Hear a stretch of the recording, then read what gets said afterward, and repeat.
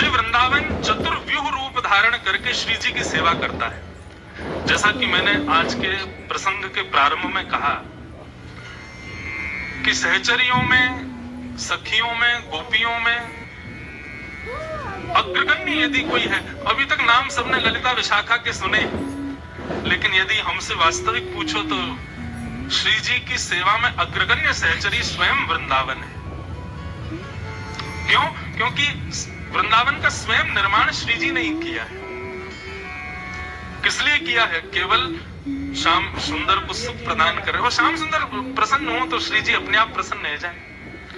तो चतुर्व्यूह रूप से वृंदावन श्री जी की सेवा करता है। प्रथम रज,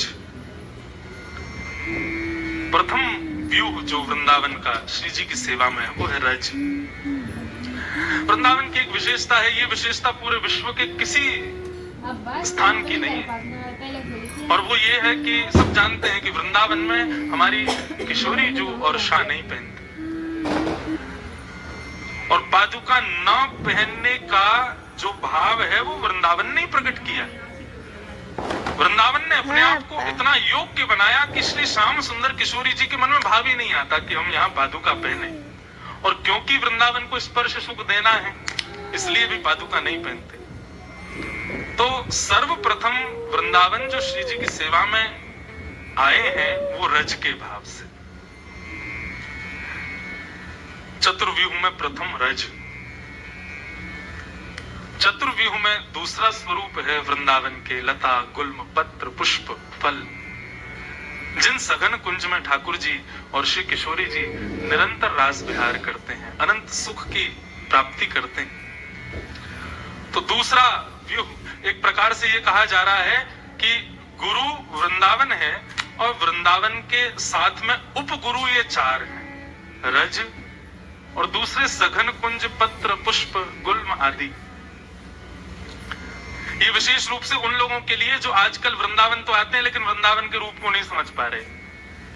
वृंदावन में आजकल भीड़ बहुत हो गई है, बहुत पब्लिक आ रही है, लेकिन भैया मुझे उनको देख के ऐसा लगता है कि हीरे को शीशा समझ करके चले जाते हैं। वो वृंदावन को जान ही नहीं पा रहे, वृंदावन को पहचान ही नहीं पा रहे।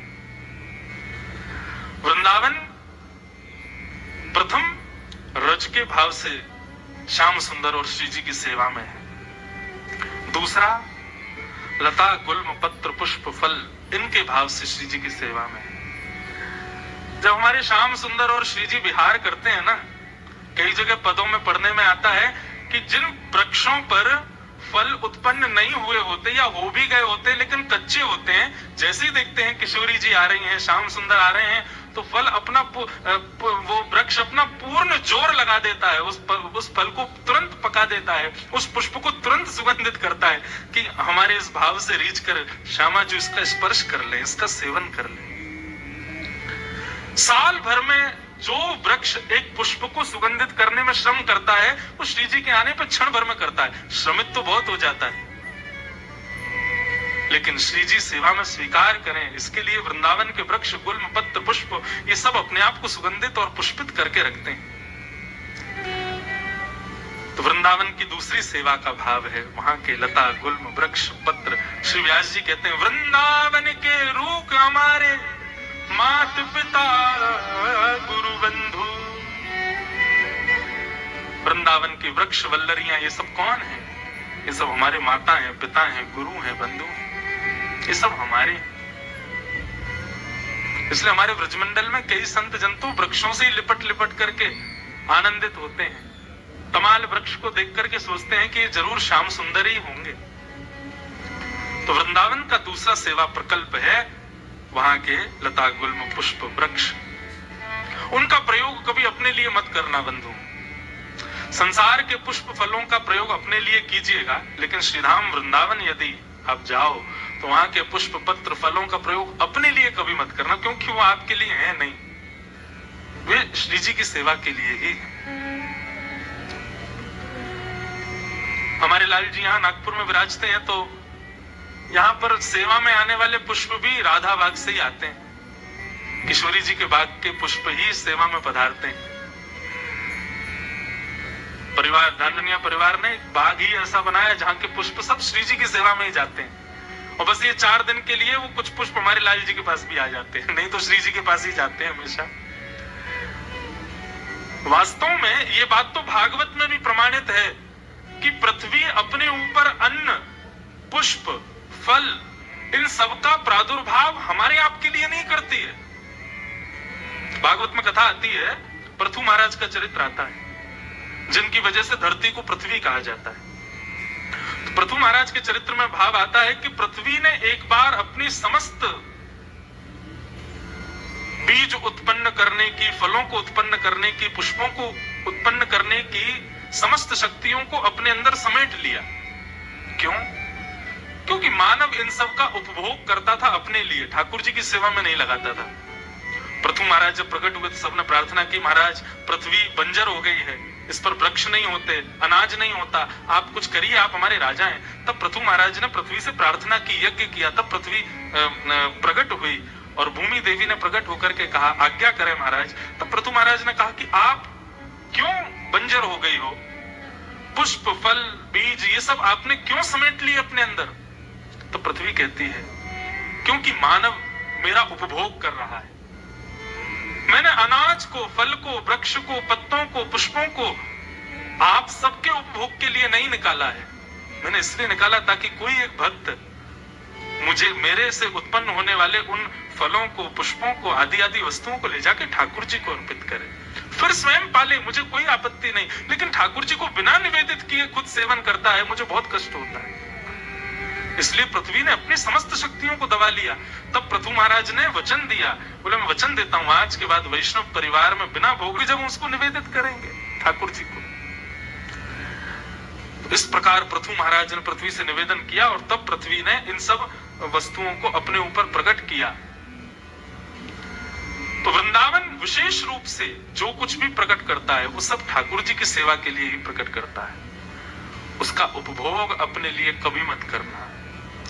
तो प्रथम रज, द्वितीय वनचर वस्तु, सघन कुंज, पुष्प, फल आदि, और तीसरा वृंदावन के रसिक जन। वे रसिक आपको प्रसन्न करने के लिए नहीं बने, क्षमा कीजिएगा। वृंदावन में कई लोग मुझसे आकर के, कभी कभी फ्लाइट में कोई मिल जाए, ट्रेन में कोई मिल जाए, या वैसे कोई मिल जाते हैं, तो महाराज जी आपका वो भजन बहुत बढ़िया, नेक सुनाए दो। कोई जादूगर थोड़ी है, नेक में जादू दिखाए दो।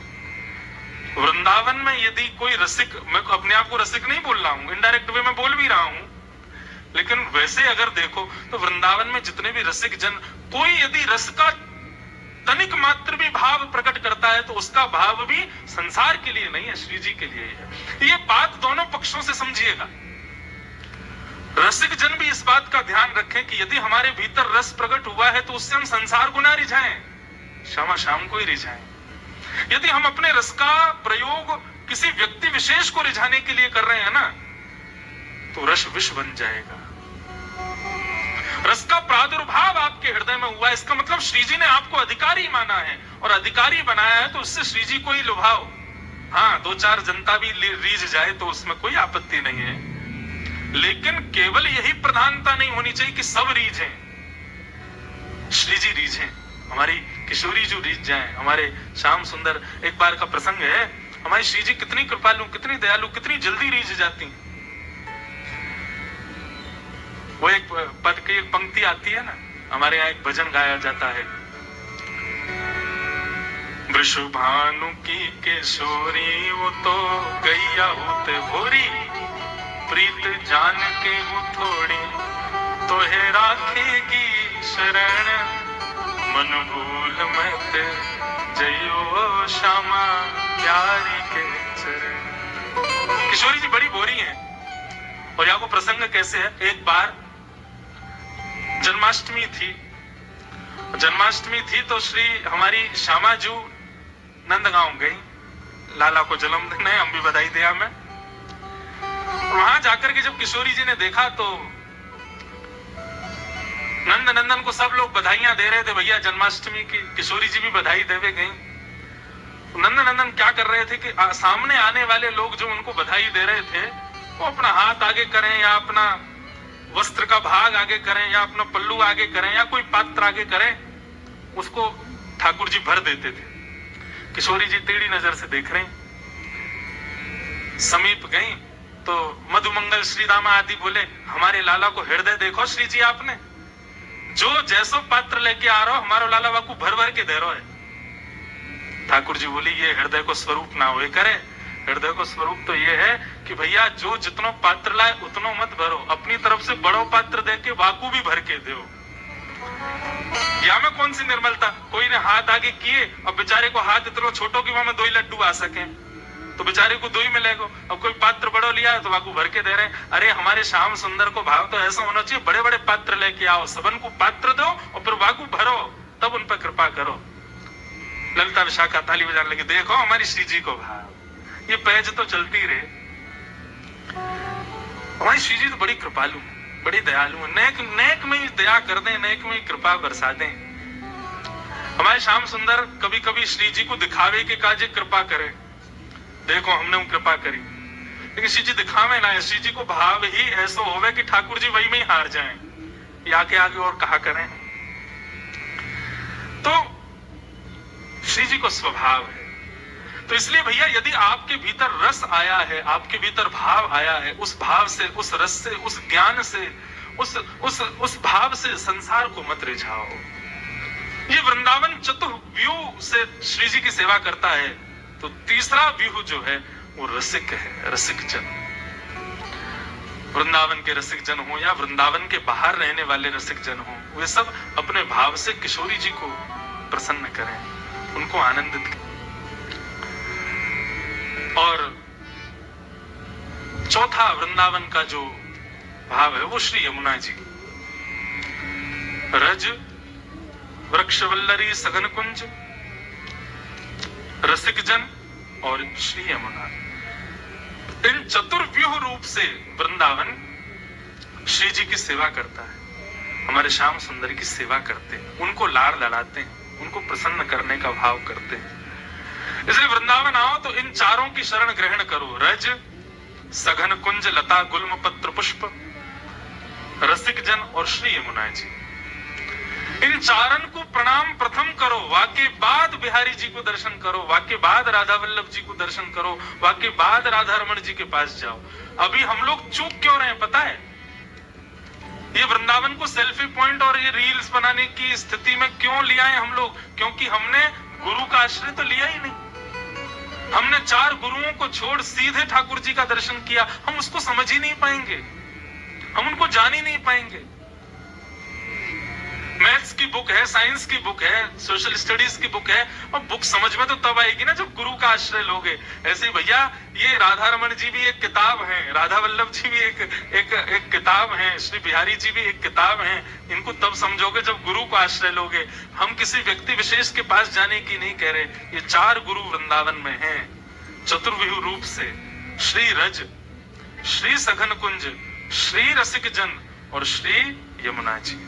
इन चारों को आश्रय पहले लो और वाके बाद आप प्रवेश करो। आपको वास्तव में लगेगा कि हमने राधा वल्लभ जी 10 बार गए लेकिन दर्शन पहली बार हुए हो गए। 10 बार बिहारी जी गए लेकिन दर्शन आज पहली बार, जैसा हुआ वैसा पहले कभी नहीं हुआ। गुरु के आश्रय में होकर के फिर जाओ। ये चतुर्व्यूह है वृंदावन का। इनके आश्रय के बगैर वृंदावन जाना तो एक प्रकार से व्यक्ति वंचित हो रहा है उस महाभाव से, उस महारस से। और बंधुओं, हमारा वृंदावन जो है ना, मैं एक बात कहा करता हूं अपनी कथा, ब्रजवासी वो नहीं जो ब्रज में रहे, ब्रजवासी वो जिनके चित्त में ब्रज रहे। नागपुर के लोग हैं, कई यहाँ बंबई से भी आए हैं, कई यहाँ कलकत्ता से भी आए हैं, दूर दूर से सब लोग आए हैं। आप कहीं भी रहो, सदा ब्रज आपके चित्त में है। तो आप विश्वास मानो, जब ब्रजवासियों की अटेंडेंस रोज होती होगी ना, तो उन ब्रजवासियों की अटेंडेंस में 500-600 तो नागपुर के लोगों की भी अटेंडेंस हो जाती होगी। क्यों? बोले शरीर से भले ही नागपुर में थे, चित्त से तो वृंदावन में ही थे ना। 200-300 लोग कलकत्ता की भी अटेंडेंस लगाते होंगे, भले ही देह से कलकत्ता में थे लेकिन चित्त से तो वृंदावन में थे ना।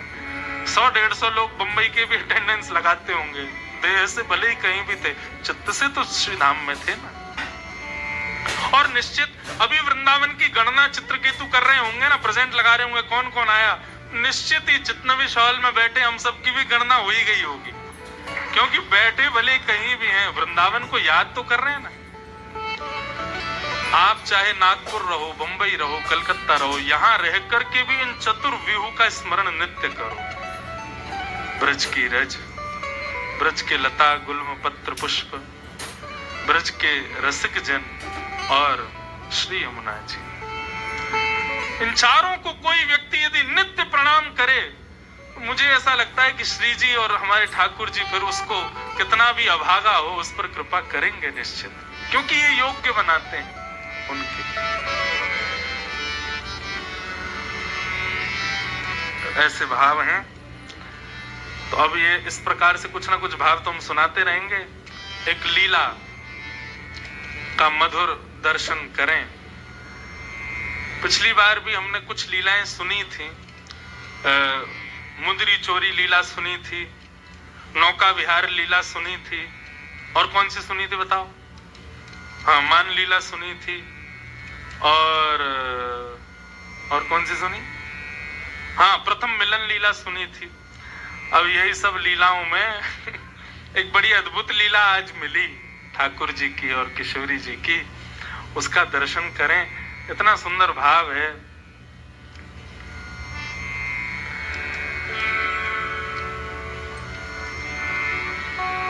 सूरदास जी का भाव है और बहुत सुंदर है। ऐसा भाव है कि भैया श्री कीर्ति मैया, वैसे तो किशोरी जी हमारी इतनी सुकोमला हैं, सदा सखीन के मध्य में रहें, सब सहचरी सेवा करें, लेकिन आज कीर्ति मैया किशोरी जी से ऐसे ही केवल दिखाने के भाव से, समाज को दिखे उस भाव से किशोरी जी से कहती हैं, लाली अब धीरे धीरे घर के कामकाज भी सीखो, आने चाहिए। अब लेकिन कामकाज सिखावे तो हैं कीर्ति मैया, लेकिन ये ललता विशाखा आदि सब सखी ऐसी हैं कछु करन ना दें किशोरी जी को। लेकिन आज किशोरी जी हट करके बैठी हैं कि नहीं, कि आज मैया जो कार्य कहेगी हम जरूर करेंगे। और मैया ने कार्य कह दियो है, लाली आज एक काम कर, गौशाला में जाके गैया को दूध काट के ला। और किशोरी जी आज गैया को दूध दोहे में जा रही हैं। इतनी सुंदर लीला है। अच्छा, आजकल तो गौशालाओं में गायों को बांध देते हैं, लेकिन प्राचीन काल में ऐसा नहीं था। किशोरी जी को देख करके गैया के भी मन में भाव आया हो या लीला को और बढ़िया संवरण किया जाए। तो किशोरी जी तो जैसे ही दूध दोहे में बैठी हैं, अत्यंत सुकोमला, अत्यंत सुकुमारी किशोरी जी के हस्त कमल को स्पर्श पाकर के गाय मन में विचार करने लगी, श्रम है जाएगा श्री जी को, या काम में तो एक ही निपुण है, नंद नंदन वही ते करवाएंगी। तो गैया वहां से भागी। अब पीछे पीछे श्री जी भाग रही हैं, ललता विशाखा भाग रही हैं गैया को पकड़वे को। इतने में ही सघन कुंज में सामने नंद नंदन दिखाई दिए हैं। नंद नंदन ने जैसे ही देखो सोई किशोरी चिल्ला के बोली, अरे नेक मेरी गैया को पकड़ो, दूध दोहनो है, अरे नेक या को पकड़ लियो। इतने में ही ठाकुर जी ने महाराज अपने सुंदर पराक्रम से वह गैया को पकड़ लियो और गैया को पकड़ के बोले, कहो श्री जी कहा सेवा करें आपकी? बोले, आज मैया ने हमको सेवा दी है कि जाओ गैया को दूध दोहे के लाओ। हम दूध दोहे में आई हैं, लेकिन ये गैया रुके ही नहीं रही है। ठाकुर जी बोले, दूध दोहना आवे तुम पे? बोलो, क्यों नहीं आवे, नेक दोहे के दिखाओ। अब जैसे श्री जी फिर छुए बैठी, गैया फिर भागने लगी। तब ठाकुर जी कह रहे, देखो हम दोहे के दिखाएं आपको, गैया को दूध कैसे दोहो जाए। ऐसी ऐसी लीला हमारे ब्रज की है। सब सखा और सब सखी भी वामे रस को वर्धन करें, विक्षेप ना करें। लाला श्री जी तो पे ऐसे गुस्सा करें, बुरो मत मानियो, जैसे कोई खसम पे वाकी घरवारी गुस्सा करे। हमें तो ऐसा लगा ये अधिकार मान चुकी हैं। सब सखी ललता विशाखा पीछे डंडा लेके भागी। बोले, अभी बताएं ज्यादा संबंध बना रहा है, हमारी श्री जी या कार्य कलूटे को खसम मानेंगी अपनों। जैसे तैसे लड़ते झगड़ते हुए ठाकुर जी ने आधी बाल्टी दूध भर दिया। अब श्री जी को तो ले जाके कीर्ति मैया को देना था, देखो हमने दूध काढ़ो है। अब जैसे दूध काढ़ करके अब दूध पूरा है गया, गैया चली गई। और दूध के झागन को ठाकुर जी बढ़िया मिला रहे, वाह देख कहा बढ़िया दूध निकालो। श्री जी बोले लाओ चलो अब दे दो। ठाकुर जी बोले नहीं मिलेगो, ये तो हमने निकारो है, हमारे सब ग्वाल बाल भूखे हैं, हम भूखे हैं, हमारे सारे बंदर भूखे, हम पीवेंगे या को। ललता विशाखा क्रोध करने लगी, बोले अभी बताएं तो को पीवे को दूध, अपने घर को गैया को पी, हमारी गैया को काई को पी रहा है। ठाकुर जी बोले निकारो कौन ने, निकारो हमने तो हम पीवेंगे, और ये हमारे सखा सबरे बेचारे सुबह से भूखे प्यासे दूध पीवेंगे, बढ़िया बढ़िया काढ़ो हमने। अब तो किशोरी जी चरणन में बैठ गई, बोले भैया अब यहाँ लड़वे तो काम नहीं चलेगा, नेक थोड़ी सी अपनी लाज जाए तो कोई बात ना, नेक माफी मांग लो, क्षमा मांग लो। और दोहनी नहीं देत करते हरी, हा हा करी पैर पाए। किशोरी जी चरणन में गिर के हा हा कर रही हैं, बोले भैया हमारी दोहिनी दे दे, मैया को दिखानो है ले जा करके। और जैसे ही श्री जी प्रार्थना कर रही है कि हमारी दोहिनी दे दो, सो ठाकुर जी को और आनंद आ रहा हो, बोले अच्छा श्री जी चाहिए, बोले हाँ एक बार और हा हा करो। श्री जी फिर कह रही है भाई तेरे हाथ जोड़ रही है, जो तू कहेगो सो करेंगे, हमारी दोहिनी दे दे, मैया को जाके दिखानो है। तब खूब परेशान करके खूब श्री जी को श्रमित करा के तब अंत में ठाकुर जी ने दोहिनी प्रदान करी है। ऐसे हमारे दोहिनी गाय दोहन लीला हमारे ब्रज में भई है ठाकुर जी की और श्री जी की। मैया को जाकर के श्री जी ने प्रदान कर दिए, बोले लो हमने दूध निकारो। आज कीर्ति मैया ने खूब नजर उतारी है, बलैया लई है, बोले जय हो हमारी श्यामा जी ने आज पहली बार दूध निकारो। महाराज पूरे बरसाने में एक एक बूंद भर दूध की बांटी गई है, क्यों? श्री जी ने दूध निकारो है। लेकिन असलियत तो सब जानने हैं कौन ने निकारो, हमारे लाला निकार के लाए हैं। ऐसी मधुर भाव से सूरदास जी ठाकुर जी की मधुर लीलाओं का वर्णन कर रहे हैं। बंधुओं, ये परस्पर जो प्रेम भाव है ना, ये केवल हम आप सबको उस रस का केवल एक बिंदु चखाने के लिए श्री जी और ठाकुर जी करते हैं। कई बार श्री जी के भाव प्रकट करने में ना कभी कभी डर लगता है। आजकल के सामान्य भावों को सुनने वाले लोग कहीं इससे कोई अनर्गल अर्थ ना निकाल लें। हमारी श्यामा जी, हमारी किशोरी जी, उनके भाव में कहीं कोई विश्लेष ना आ जाए, इसलिए भय लगता है कभी कभी। लेकिन हमारी श्री जी को प्रेम कैसा पता है? अंतर्निष्ठ प्रेम। अंतर्निष्ठ प्रेम किसे कहते हैं? सामने देखोगे तो ऐसा लगेगा कि लड़ रही हैं, गुस्सा कर रही हैं, लेकिन जैसे ही श्याम सुंदर चले जावे वाके बाद श्री जी को प्रेम मानो रोम रोम से प्रकट हो गए। और वह सुंदर प्रेम को वर्णन श्री नंददास जी महाराज अपनी वाणी में करें। बहुत सुंदर भाव है। हमारी और सर्वेश भैया की आपस में एक दूसरे को पदावलियों की वो होती है, क्या बोलते हैं उसको, कंपटीशन होता है, पद भेजो कंपटीशन। ये पद भेजते हैं तो मैं सोचता हूँ इससे दुगना बढ़िया भेजूंगा। ये जो पद भेजते हैं उससे मैं रात भर चिंतन में चला जाता हूँ, फिर हम ऐसा पद भेजेंगे एक आध महीना को चिंतन में चले जाएं। तो किशोरी जी का एक सुंदर भाव श्री नंददास जी वर्णन करते हैं। किशोरी जी का प्रेम कैसा। अब गैया दोहके तो आ गई वापस, वहां तो खूब लड़की आई, झगड़ के आई हैं श्याम सुंदर से, लेकिन अब एकांत में जब बैठी हैं तब श्याम सुंदर को स्मरण करते हुए किशोरी जी कितने सुंदर भाव कह रही हैं। आहा, बहुत सुंदर भाव।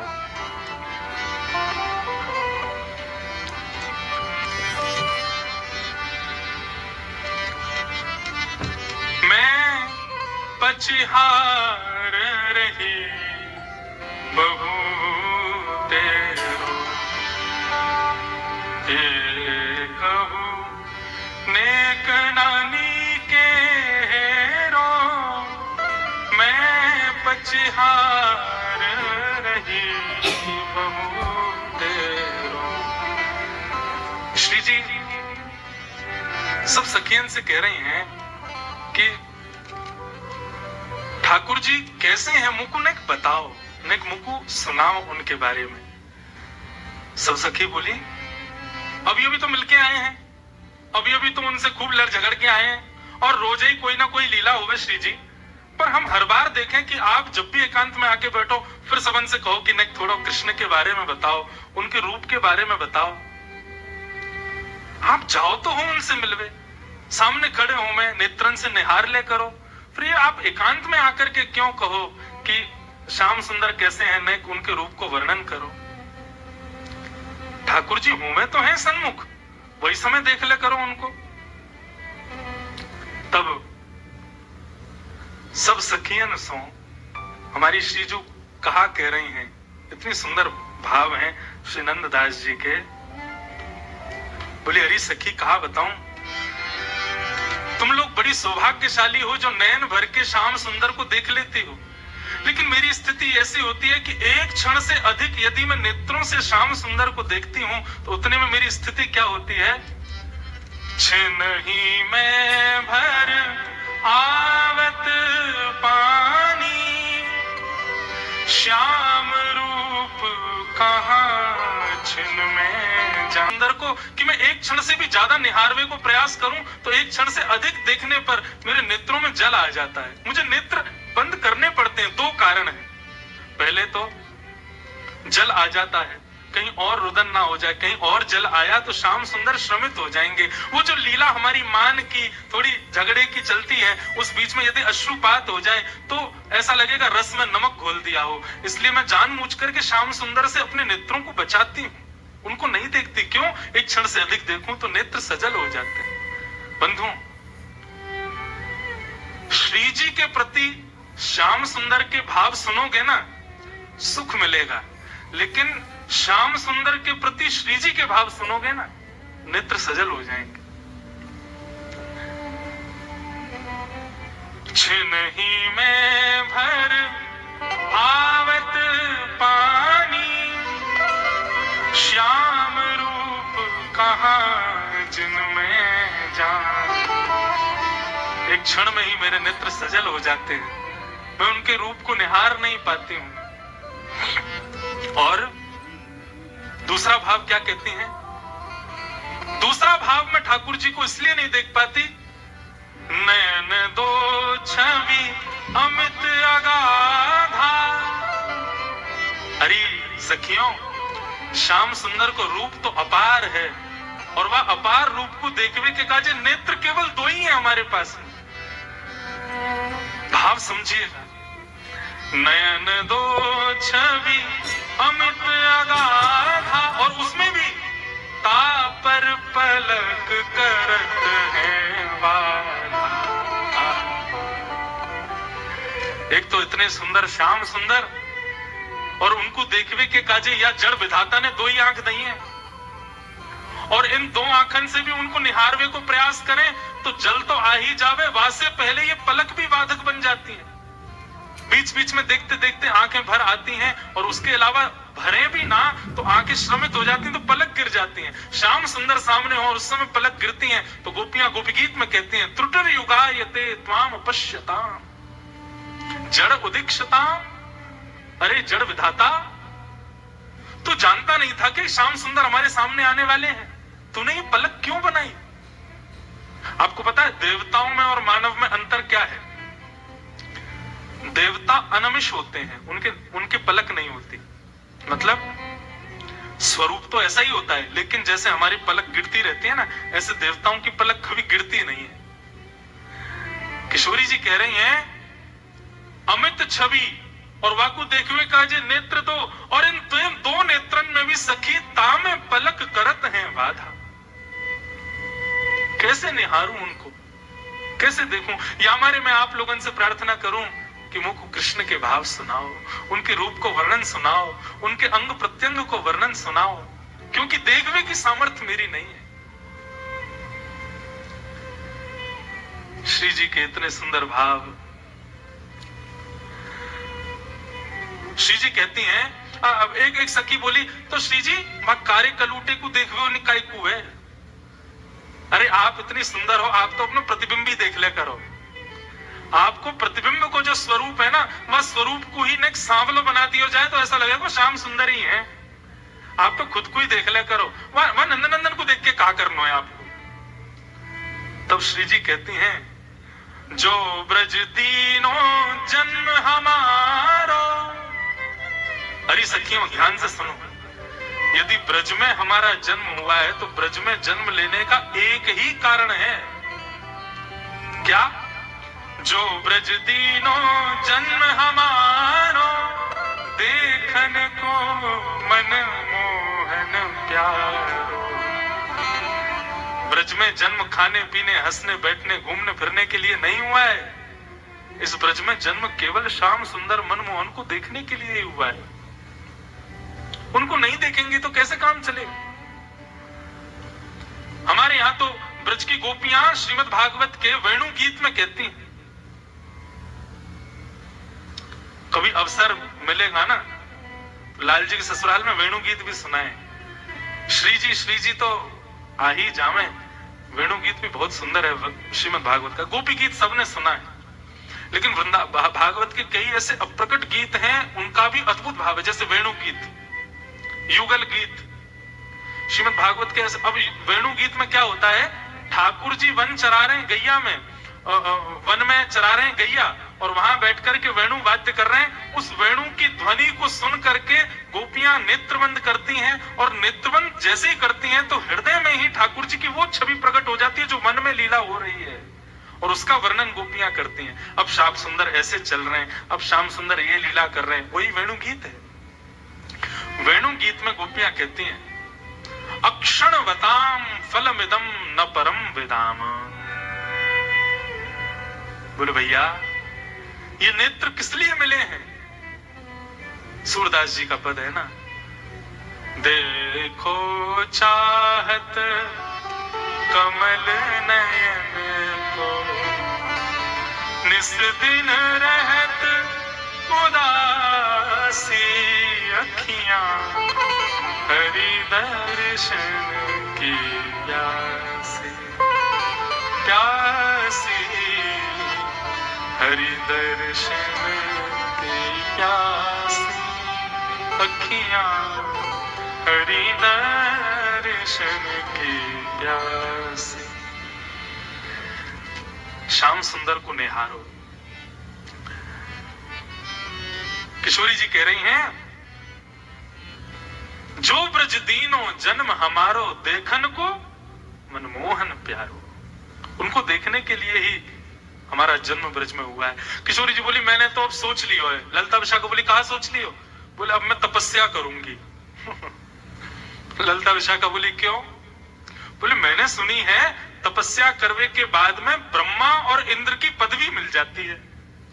ललिता विशाखा बोली, आपको ब्रह्मा की पदवी की क्या पड़ी है? बोले मैंने सुना है पूरे विश्व को ब्रह्मा बनाता है, तो मैं तपस्या करूंगी और तपस्या के बल से मैं विधाता बनूंगी, और यदि विधाता मैं नहीं भी बनी तो ललिता विशाखा बोली, आपको विधाता बनने की क्या जरूरत है? आप विधाता को बनाओ, आप में इतनी सामर्थ्य है। किशोरी जी बोली, सही कह रही है, इस बार तो विधाता विष्णु ने बनाया, लेकिन अगली बार जब प्रलय के बाद पृथ्वी बनेगी तब विधाता को मैं बनाऊंगी। ललिता विशाखा बोली, आप विधाता को बनाओगी? क्यों, कहा करोगी ऐसा? तब किशोरी जी का भाव सुनो। आहा,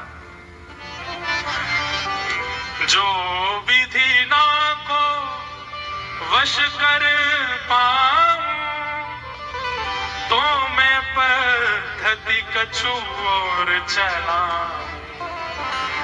विधाता जब मेरे चयन से बनेगा तो फिर मेरी जैसी इच्छा होगी वैसा विधाता पृथ्वी को बनाएगा, वैसे पृथ्वी के मानवों को बनाएगा। बोले अच्छा, तो आप विधाता से कैसे मानव बनवाओगी?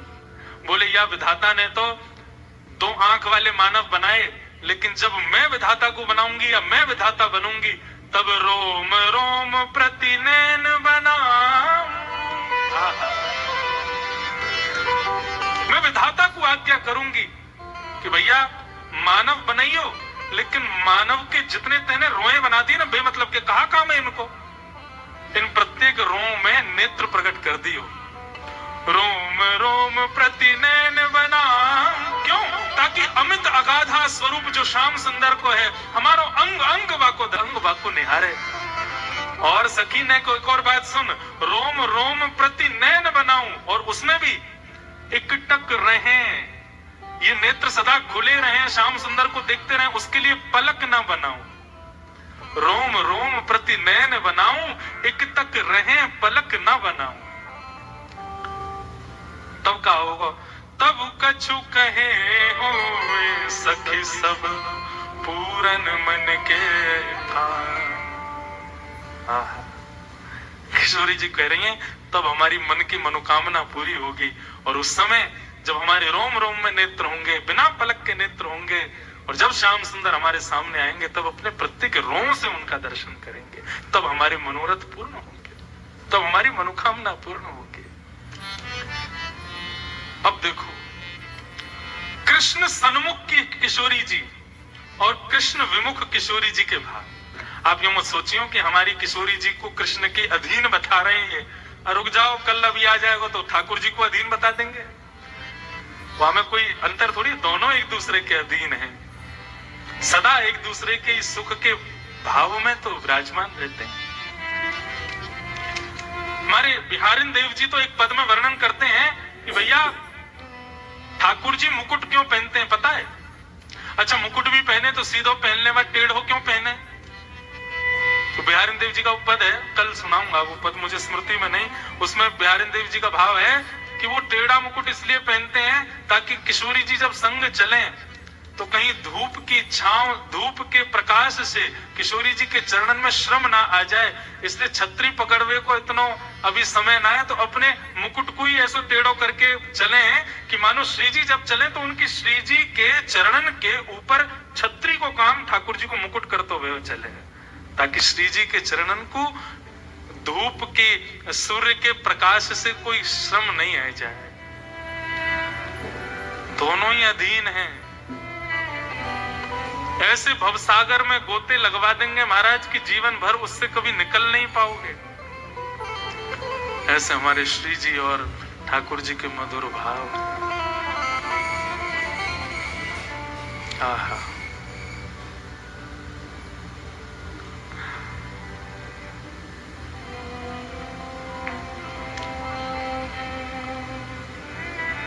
वृंदावन किस मधुर भाव में, मधुर साम्राज्य में प्यारी जू और श्यामा जू के ऐसे या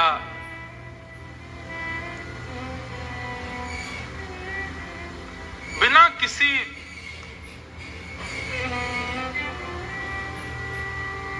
दिखावे को प्रकट किए हुए इस निर्मल प्रेम को सब सखियां सुनकर के आनंदित हो रहे हैं,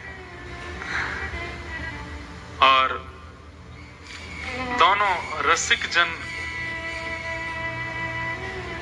मधुर भाव से श्री जी को प्रणाम कर रहे हैं। तो ऐसे श्री जी के प्रेम उद्भाव हैं ठाकुर जी के प्रति। हमारे वृंदावन में रसिक जन यही भाव के, शायद गत वर्ष भी मैंने कहा था, श्री हृदयवंश महाप्रभु कहते हैं कि ठाकुर जी आप चाहते तो एक ही नेत्र बना देते, वहां तो किशोरी जी कह रही हैं कि अनन्य नेत्र प्रकट करो, लेकिन स्वामी श्री हृदयवंश महाप्रभु कहते हैं कि ठाकुर जी आप चाहते तो एक ही नेत्र बना देते, एक ही नेत्र से पूरा संसार हम लोग देख लेते, लेकिन आपने ये दो नेत्र यही मारे प्रकट किए ताकि एक नेत्र से हम आपको विराजमान करें, दूसरे नेत्र में श्री किशोरी जी को विराजमान करें। बसो मोरे नैनन में यह जोड़ी, नव दुल्हे ब्रजराज सांवरो, दुल्हन राधा गोरी, बसो मोरे नैनन में यह जोड़ी। ये जो श्री रसखान जी भाव प्रकट करते हैं ना, देखो दुरोवह कुंज कुटीर में परो पलोटत राधिका पायल। श्री किशोरी जी के चरणन में श्याम सुंदर अपने सिर रखे भय दर्शन दिए रसखान जी को। ये भाव भी ठाकुर जी कोई ना कोई लीला ऐसी ढूंढते रहते हैं जिसके कारण से किशोरी जी के सन्मुख जाने का और किशोरी जी को प्रणाम करने का अवसर मिले। श्याम सुंदर उससे चूकना नहीं चाहते। ऐसी एक लीला हमारे ब्रज के रसिक जन सुनाते हैं। एक बार बरसाने में लाल जी कोई ना कोई बहाने ढूंढते रहे, कैसे निज महल में जाऊं, कैसे दर्शन करके आऊं। तो हमारे मलुक दास जी महाराज, उनका एक बड़ा सुंदर भाव है। ठाकुर जी जोगी बनकर के बरसाने गए और बरसाने जाकर के वहां जोगी बनकर के श्री किशोरी जी का दर्शन किया। शायद भाव मैंने गत वर्ष भी सुनाया था। जोगी रंग मीनाया अच्छा श्रृंगी नाद बजाया। अब मलुक दास जी महाराज इस भाव में ठाकुर जी की एक एक छवि का वर्णन करते हैं कि वो कैसे बनकर के आ रहे हैं। ठाकुर जी जोगी बनकर के बरसाने गए, अभी जोगी बन के जाएंगे, अगले भाव को इसके बाद हम सुना वहां में गोपी बन के जाएंगे और केवल किशोरी जी को सन्मुख रस प्राप्त हो, या भाव से जा रहे हैं। श्री मलुक दास जी का भाव है, सब लोग का बड़ा प्यारा भाव है। ठाकुर जी कहे कि भैया हम कृष्ण बन के जावे तो कोई ना कोई रोक दे, दुनिया भर की बात बनावे, श्री जी भी हमसे लड़े झगड़े या हमारे रूप बदल के चलो। तभी ठाकुर जी ने नंद गांव में एक जोगी को देखा, घर घर जाके हाथ देख करके महाराज भविष्य बता रहा है। ठाकुर जी बोले ये बढ़िया है मधुमंगल श्री दामा, ऐसी पोशाक लाओ हमारे काजी। बोले क्यों, हम भी जोगी बन के जाएंगे। बोले क्यों, किशोरी जी की हाथ रेखा देख के हमें नहीं बता के हमें उनको भविष्य कैसा है। ठाकुर जी जोगी बनकर के जा रहे हैं, श्री मलुक दास जी महाराज इसका वर्णन कर रहे हैं। सब लोग कहीं हो, जोगी रंग भीनाया ओ अच्छा श्रृंगी नाद बजाया। जोगी रंग भीनाया अच्छा श्रृंगी नाद बजाया। जोगी रंग भीनाया अच्छा श्रृंगी नाद बजाया। जोगी रंग भीनाया अच्छा श्रृंगी नाद बजाया। ओ जोगी रंग भीनाया अच्छा श्रृंगी नाद बजाया।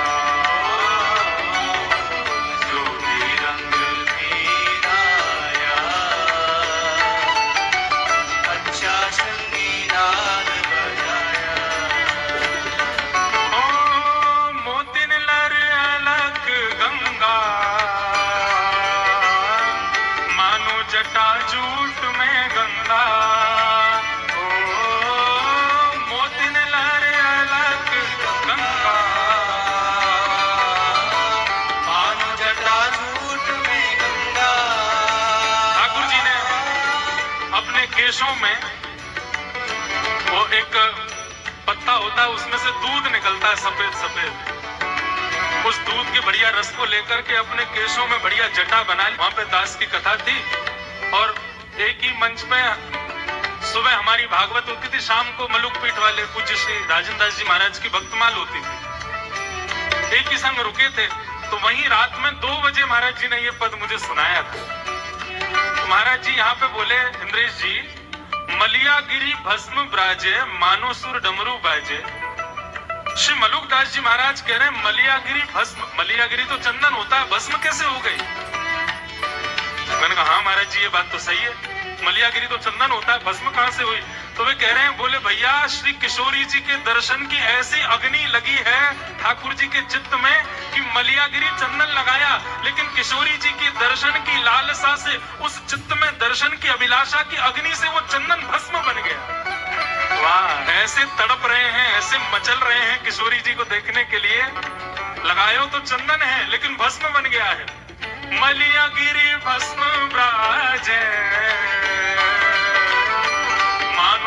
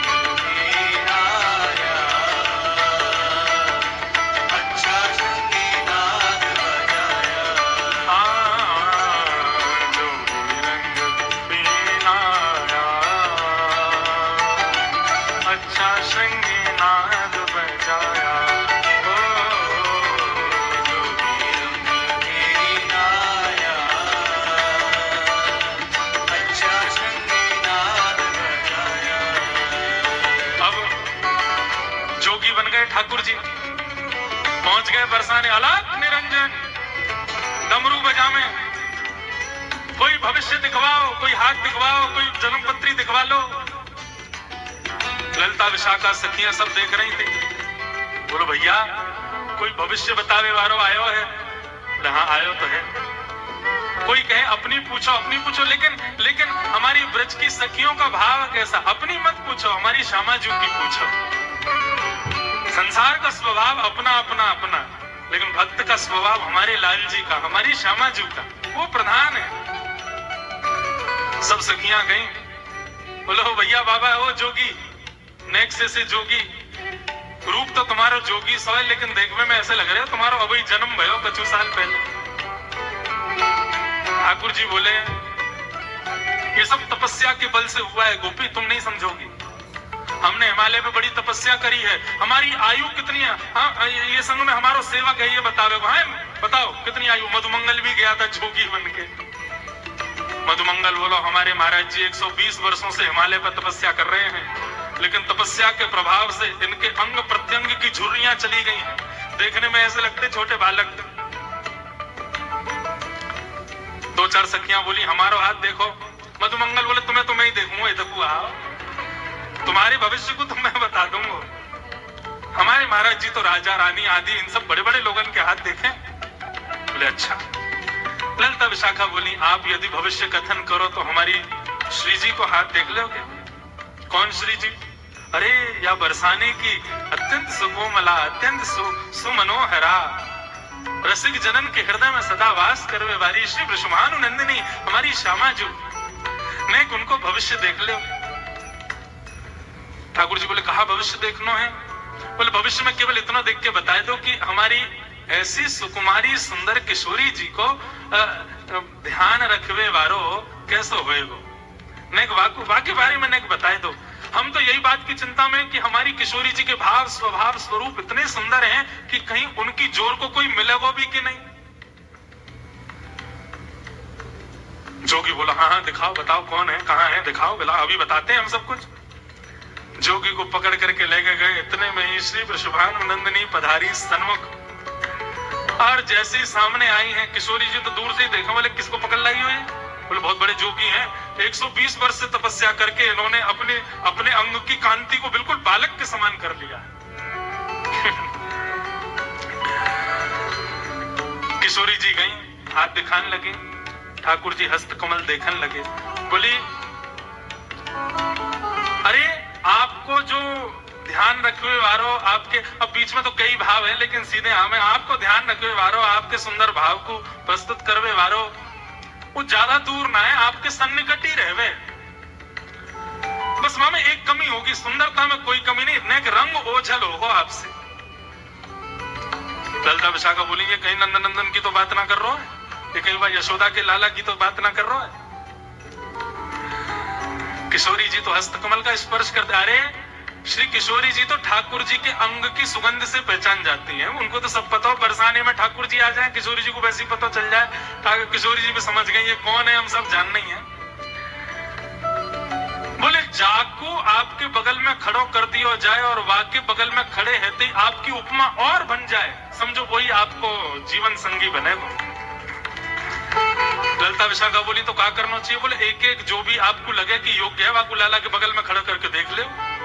यदि वासे किशोरी जी की उपमा बढ़ जाए तो समझ जाइए कि वही है। अब बोले यहाँ कोने पकड़ के ला, मैं सो धीरे धीरे ठाकुर जी खिसक के बगल में चले गए और बगल में जाकर के महाराज कंधे में गलवैया और देगी। अरे ललिता ने देखियो कैसे लग रहे हैं हम।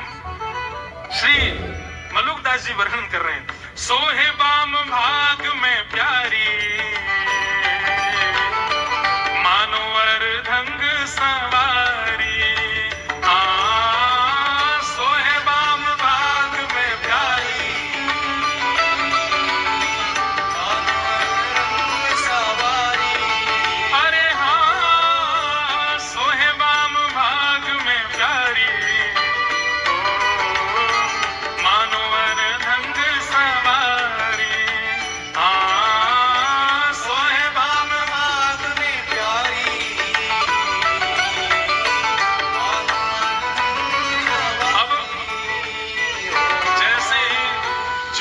बगल में जाके खड़ो भयो किशोरी जी के गले में गलवैया डाल के। ललता विशाखा बोली अरे लयोरी बेलन हमारो, या की हिम्मत कैसे भाई, हमारी किशोरी जी गले में गलवैया डाल खड़ो है। जैसे ही ललता विशाखा दौड़ करके आई किशोरी ठाकुर जी पर ने थोड़ा प्रहार करवे के काजे, इतने में ही ठाकुर जी ने अपने अंग की मलियागिरी चंदन की भस्म को हाथ में लिया और जोर की फूंक मारी। महाराज वही से ही सबरी गोपी मंत्र मुक्त है के निहाल है गए। ओ मोहन मंत्र फूंक के मारी सब ब्रज मोहिनी नारी।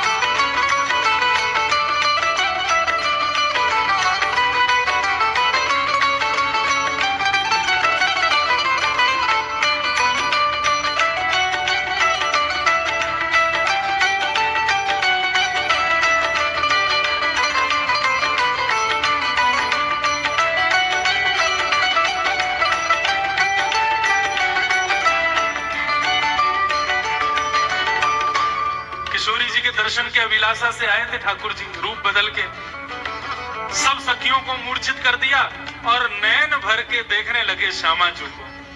देखते देखते देखते देखते जितनी जितनी डोज चाहिए थी उतनी मिल गई।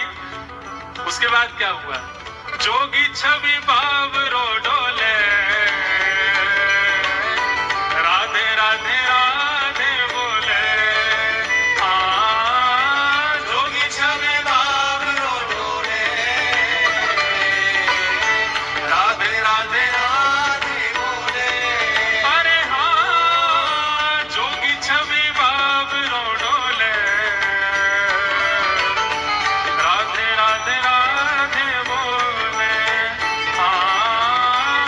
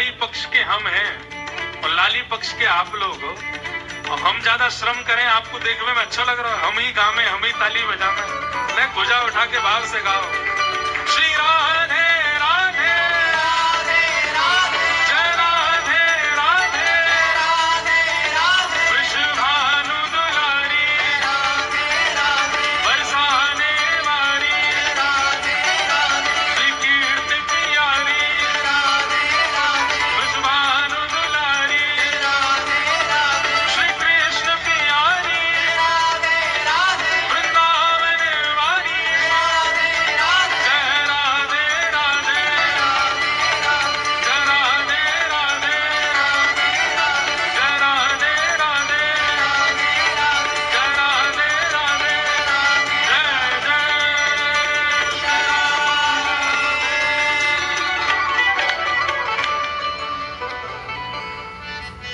ऐसे हमारे श्याम सुंदर ये तो बहाने ढूंढे किशोरी जी से मिलने के, उनको देखने के लिए। मैंने आपको बताया ना बंधुओं, अपने घर में भी आप एक नियम रखो, ठाकुर जी की सेवा के पश्चात आरसी को दर्शन जरूर कराओ। दोनों भाव है, आरसी को दर्शन करावे थे, ठाकुर जी को जो श्रृंगार है ना ये श्री जी तो है। ठाकुर जी यही कहें कि भैया ने आरसी में दिखाई आज श्री जी कितनी आई है मेरे ऊपर, बोले आज तो ठाकुर जी 4 माला के रूप में आई हैं, ऐसे सुंदर भाव के रूप में आई हैं। अब बिना श्रृंगार के ठाकुर जी ठीक है, तब भी सुंदर शोभा उनकी है ही है, लेकिन ये अत्याद्भुत सुंदर कब लगता है जब श्रृंगार हो जाए। श्रृंगार श्री जी ही है, ऐसी श्री जी को श्रृंगार हमारे श्याम सुंदर है। ठाकुर जी कोई ना कोई भाव बना के, कोई ना कोई बहाने बना करके जाते ही रहे किशोरी जी के दर्शन करवे के काजे। एक बार बरसाने में एक गोपी के बेटा को ब्याह भयो, और वहां के बेटा को जैसे ही ब्याह भयो तो ठाकुर जी पहुंच गए वहां गोपी के घर, और गोपी से जाके कहे हेरी तेने अपने छोरा को ब्याह कियो, किशोरी जी को आमंत्रण नहीं दियो। बोले अरे मैं कहा बताऊं, मुझको संकोच आ गयो, मुझको लाज भई कि भाई ऐसा छोटो सो ब्याह, किशोरी जी आएंगी, उनके समान व्यवस्था नहीं है, या हमारे मैं तो लज्जा के कारण किशोरी जी को नहीं बुला पाई। ठाकुर जी बोले तो पता कितना बड़ा अपराध है, बरसाने की श्री कुंवर राधिका जब जब बहू को देख लेंगी ना तभी समझियो तेरी बेटा बहू तेरी सेवा करेगी। किशोरी जी के नेत्रन में बड़ी शक्ति है, वो जाकू देख ले वाकू अधिकारी बना दे। गोपी बोली अच्छा तो कहा करना चाहिए मुझको बताओ।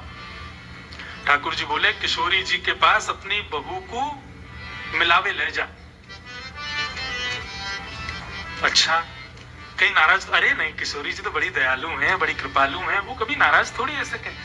लेकिन हाँ यदि तू अपनी बहू को नहीं लेके जावेगी तो या तो 2 हानि होंगी, ऐसा भी ऐसा कि किशोरी जी श्रमित है जाए, नाराज है जाए, भाई बताओ ब्याह है हमको बुलायो नहीं, और दूसरों तेरी ये बहू सदा अभागी रहेगी, अयोग्य ही रहेगी, किशोरी जी की दृष्टि नहीं पड़ी यहाँ पे। गोपी बोली तुम ही बताओ कहा करूं। बोले जा अपनी बहू को मिला के ला, लेकिन वहां से पहले किशोरी जी से एक बार आज्ञा लिया, जब उनको समय हो तब ले जाइयो। गोपी गई, जाके किशोरी जी से क्षमा मांगने लगी, श्यामा जी मेरे बेटा को ब्याह भयो लेकिन मैंने आपको आमंत्रण नहीं दियो। किशोरी जी बोली कोई बात नहीं, ठीक है, अब बता तू अपनी बहू को लेके कब आ रही है? बोले मैं वही की आज्ञा ले भी आई हूं, आप कहो तो ले आऊं। किशोरी जी बोली हाँ लेके आ। अब यहाँ पे ठाकुर जी ने गोपी तो भेज दी किशोरी जी के पास में, और स्वयं पहुंच गए बाकी बहू के पास। बड़ी थक गई होगी, ब्याह भयो नयो नयो। हाँ श्याम सुंदर थक तो गई हूँ, तेरी सास मुंह से कह के गई मैं तो जा रही हूँ 84 कोस की परिक्रमा, गोवर्धन की परिक्रमा लगा के आऊंगी, बाकू तो समय लग जाएगा। अब देख यही बढ़िया समय, तो सो जा, और तेरे घर को जो काम है हम और तेरो खसम मिलके हम लोग सब संभाल लेंगे, तू सो जा। वह गोपी को तो दियो सुलाए, और स्वयं वह गोपी को श्रृंगार कर लियो, और सज धज के बिल्कुल घूंघट करके बैठ गए ठाकुर जी। ये बहाने हैं ठाकुर जी के किशोरी जी के दर्शन के। गोपी आई आकर बोले अरे बहुत जल्दी चल, श्यामा जी ने तो को बुलाया है। अब ठाकुर जी लहंगा बढ़िया बढ़िया चुनरी उनरी पहन के बढ़िया तैयार बैठे। हाँ मैया चलो। अच्छा बोलनी चाल आदि तो वहां में कोई अंतर ना बता सके कि कोई सखी जा रही है कि सखाई है। ठाकुर जी की चाल आदि सब ऐसी हैं, मतवारी चाल है, ऐसा लगेगी गोपी हो, और नहीं भी हो तो हमारे ठाकुर जी को तो काय बात में निपुण है, यही में तो निपुण है वो। ऐसी गजगामिनी चाल चलते हुए जा रहे हैं किशोरी जी के पास दर्शन करने के लिए। सुंदर सखी को रूप धारण करके आए हैं। कितने सुंदर लाल जी हैं, सूरदास जी उसको वर्णन कर रहे हैं।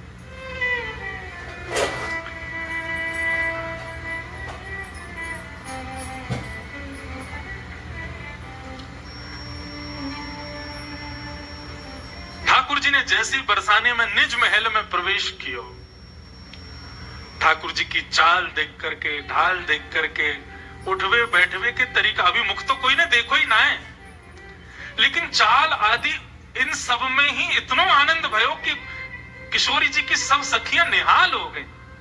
और सब गोपी कहे बोली वारी गोपी तो बहुत बढ़िया बहू लेके आई है, या कि तो चाल देख करके, या कि बैठवे के तरीका देख करके, ऐसे अचक अचक के चलवे के भावन से ही पता चल रहा है कि भैया बड़ी बड़ी सुधी बहू है तेरी।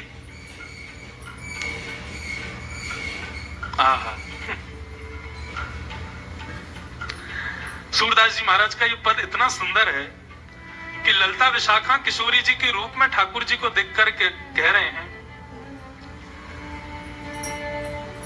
ऐसी कुंवरी कहां तुम पाई, ऐसी कुंवर कहां तुम पाई। ऐसी सुंदर कुंवरी तुम्हें कहां से मिल गई भैया? राधा होते नख सुख सुंदरी, हमारी किशोरी जी से भी नख से सिक तक नख सुंदरी लग रही है। कहां से पाई है आपने? अब लो कहां दुराई, काकी ना देखी सुनी ना ब्रज वृंदावन, सुधि बुद्धि हरति पराई। ऐसी चाल वारी, ऐसे सुंदर भाव वारी, अरे इतना सुंदर शिष्टाचार है। देख पल्लू भी ऐसे पकड़ के अपने घूंघट को बैठी है, इतना सुंदर पकड़ वो भी हमने ना देखो। अभी तक तो केवल चाल डाल पे मोहित हुई है सब गोपी। किशोरी जी बोली अरे सखी चल मुख दिखा अपनो। अब यहाँ काय को शर्मा रही है, ना तेरे ससुर हैं ना तेरे जेठ जेठानी है, यहाँ काय को शर्मा है, चल मुख दिखा। ठाकुर जी मुख गिला में नहीं, सास कह रही है, किशोरी जी से मना कर रही है, जल्दी से मुख दिखा अपनो। ठाकुर जी कह नहीं मुख नहीं दिखावेंगे। ललता बोली अरे किशोरी जी समझ गई, सुंदर तो बहुत है, लेकिन वही बात है ना, संसार में आवे वाले हर व्यक्ति में एक दुर्गुण तो होवे, या के अंदर दुर्गुण है। किशोरी जी बोली कैसा दुर्गुण?